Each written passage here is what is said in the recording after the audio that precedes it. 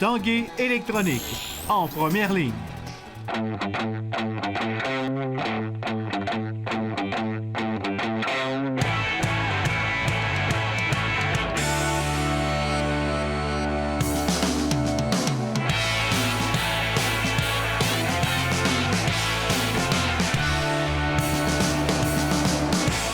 Bon mercredi, bienvenue à l'Esprit sportif. Dans l'émission aujourd'hui, on parle des capitales de Québec avec François Paquette.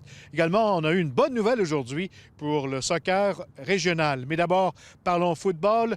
Le Rouge et Or de l'Université Laval qui a inscrit une page d'histoire hier alors que 3 de ses joueurs de ligne offensive ont été sélectionnés lors du repêchage de la Ligue canadienne de football. Au total, c'est 8 joueurs du Rouge et Or qui ont été choisis, un record d'équipe, mais également un record du sport interuniversitaire canadien. The Montreal Alouettes select Philippe Gagnon.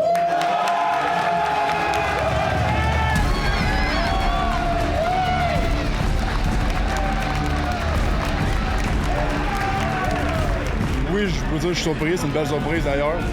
Puis j'essaie de ne pas me faire d'attendre de parler en dessous du repêchage. Vu que c'est pas dans mon contrôle, j'ai pas de choix. J'essaie de ne pas me faire d'attendre où ce que je vais sortir puis qui va me choisir. Mais oui, c'est une belle surprise, je suis content.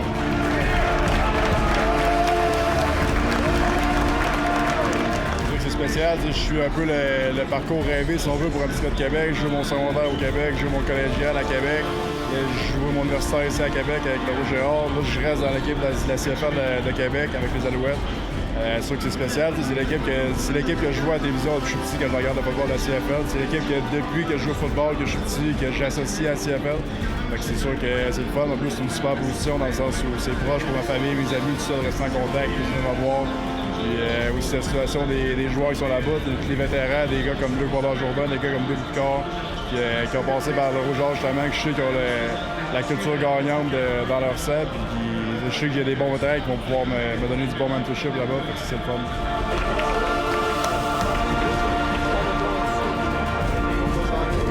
Tout ce que j'ai pour essayer de faire ma place.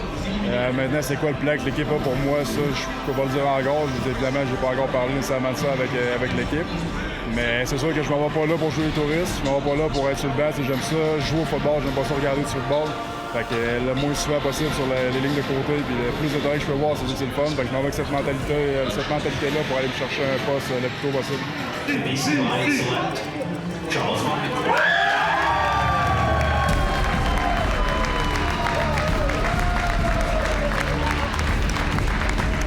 Première réaction?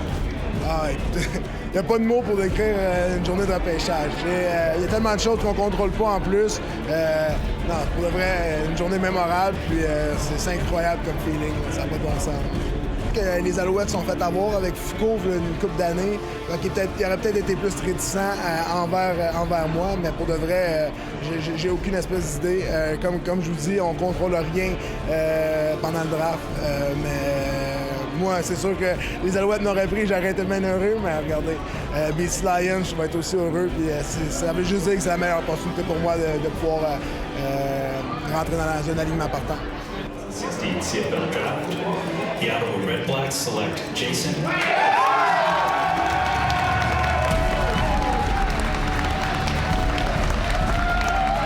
Extrêmement content. Ottawa, dans le fond, c'est à peu près 1 heure de chez mes parents, donc il est super satisfait. Je m'attendais peut-être pas à atterrir là, mais super content d'aller à Ottawa. Super spécial, là, j'ai commencé à jouer avec Charles Phil en 2012, puis on s'est toujours côtoyés, puis c'est extrêmement le fun. On se sépare, mais c'est quand même le fun que les trois soient draftés dans la première ronde. C'est super satisfaisant. Je pense à quelque part, c'est de la fierté. Je pense que j'étais souvent heureux pour eux. Ça a été un privilège pour moi de coacher des gars comme Charles, comme Phil, comme Jason. Des gars qui ont embarqué dans ce qu'on faisait et qui l'ont fait du mieux qu'ils pouvaient. Puis aujourd'hui, ils récoltent qu'est-ce qu'ils ont semé.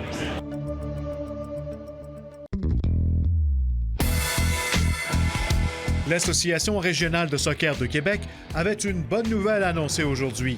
Le Dynamo masculin fera son entrée dans la première ligue de soccer du Québec pour la saison 2017.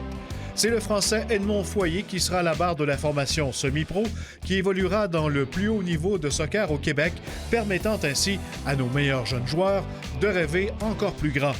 La Première Ligue de soccer du Québec compte actuellement 7 équipes.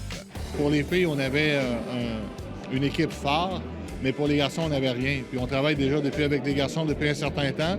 Là, avec cette annonce-là, ça nous permet de donner de l'espoir puis de l'intérêt aux jeunes qui commencent à 10, 12, 13 ans de se rendre jusqu'au plus haut niveau. Parce que c'est possible, puis on va travailler avec eux à partir de cet âge-là pour les amener au plus haut niveau. L'équipe régionale qui va évoluer à quel endroit? Normalement, on devrait évoluer au Stade Onco. C'est possible que les premières années, on fasse le tour pour faire de la promotion, qu'on joue quelques matchs dans différents clubs, dans différents stades de la région. C'est sous la présidence d'honneur de Pierre Bruno que se déroulera l'édition 2016 du Tour du Silence de Québec, dont le départ aura lieu le 18 mai prochain à 18h30 à l'Université Laval. L'événement, qui se déroule en mémoire des nombreux cyclistes ayant perdu la vie, se veut un rappel à la prudence et au partage de la route entre cyclistes et automobilistes. C'est bien sûr de garder la distance, c'est de s'assurer que tout se fait correctement, de porter les vêtements qu'il faut aussi et de profiter du plaisir qui est vraiment énorme à faire du vélo. Le circuit de golf de l'Association des golfeurs professionnels du Québec, l'AGPQ, n'est plus. Le circuit Canada Pro Tour prend le relais. Ce circuit organisera tout le volet compétitif sur la scène du golf professionnel au Québec. Entre autres, dans la région, l'Omnium du Québec sera de retour du 5 au 10 juillet au club de golf La Faune à Québec. Et en Beauce, on y présentera l'Omnium Manac du 24 au 28 août au club de golf Saint-Georges.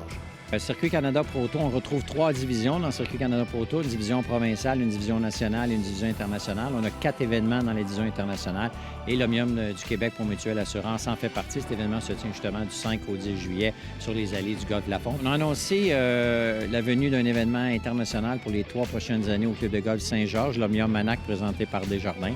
Cet événement-là offrira en bourse une bourse totale de 100 000 $. Après la pause, que nous réserve la prochaine saison des Capitales?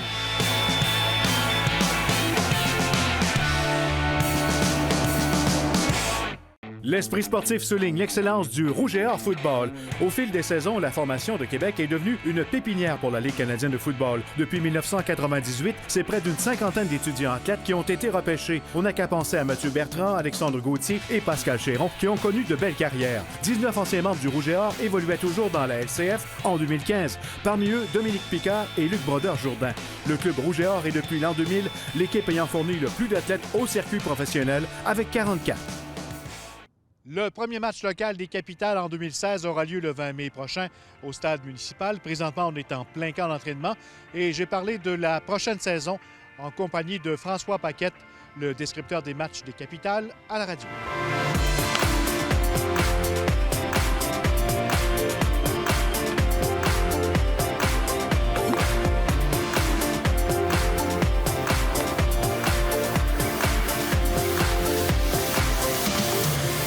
Je trouve que c'est un camp d'entraînement où il y a beaucoup de travail à faire pour reconnaître les nouveaux visages.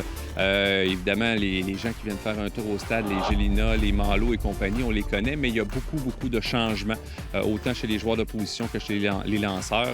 On peut penser à quelques départs importants comme Josué Pelé, comme Jean-Luc Blaquière et quelques autres joueurs qu'on a connus depuis quelques années, mais je pense que les gens vont rapidement s'attacher à quelques nouveaux joueurs parce que Patrick Calabrini semble avoir fait du très bon travail au cours de l'hiver.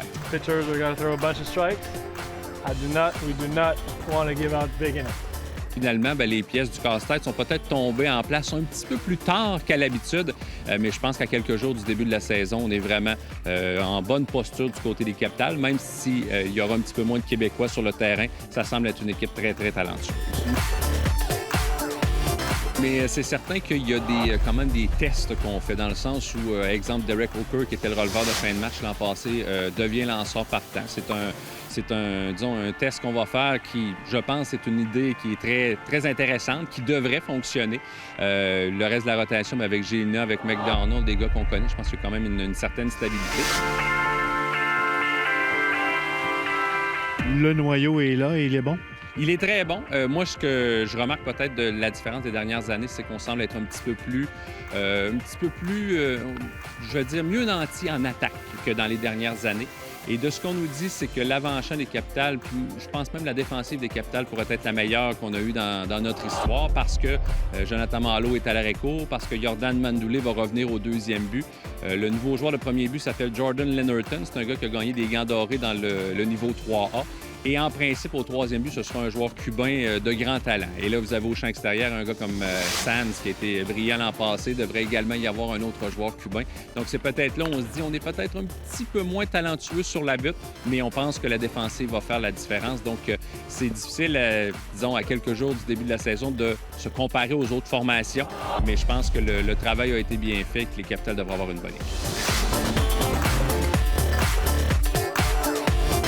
Quand on parle à Michel Laplante d'un possible autre championnat à Québec cette année, il dit c'est de plus en plus difficile de gagner des championnats dans la Ligue maintenant. Puis c'est vrai, puis honnêtement, je pense pas qu'il y a grand monde qui avait prévu que Trois-Rivières gagnerait son premier championnat l'an passé. L'autre chose également, c'est que je remarque que Rockland, qui a une très bonne équipe depuis 2 ou 3 ans, effectue beaucoup de changements également. Donc on dirait qu'on commence la saison en se disant qu'il n'y a pas de favoris. Et c'est même dur d'établir qui seront les 4 formations en série sur les 6 participantes. Parce qu'on se dit, Ottawa subit quelques pertes importantes. New Jersey, comme à chaque année, fait un grand ménage, puis on recommence presque à zéro. Et Sussex a changé de gérant. Et je pense que ça va leur être très profitable parce qu'ils ont fait de belles acquisitions. Donc, je pense que tout le monde espère ici au stade aller chercher une bague de championnat. Mais la saison est longue. Le travail est très ardu également. Donc, ça risque quand même d'être assez difficile. Mais je pense que tout le monde part dans la Ligue avec une chance de gagner le championnat cette année. Merci beaucoup, François Paquette. Merci, Carl. En terminant, amateurs de hockey, je vous invite à vous inscrire à notre concours événement Pro Hockey qui aura lieu le 17 juin prochain. Vous courez la chance de gagner un accès pour 2 personnes d'une valeur de 2 500 $ pour une journée inoubliable avec des joueurs actifs et retraités de la Ligue nationale de hockey. Tout ça au profit de la Fondation du CHU et de la lutte contre le cancer de la prostate. Pour vous inscrire, rendez-vous sur le site Facebook L'Esprit sportif. Cliquez sur l'onglet Quiz et répondez à la question qui est le porte-parole de l'événement Pro Hockey 2016. Voilà, bonne chance, à demain!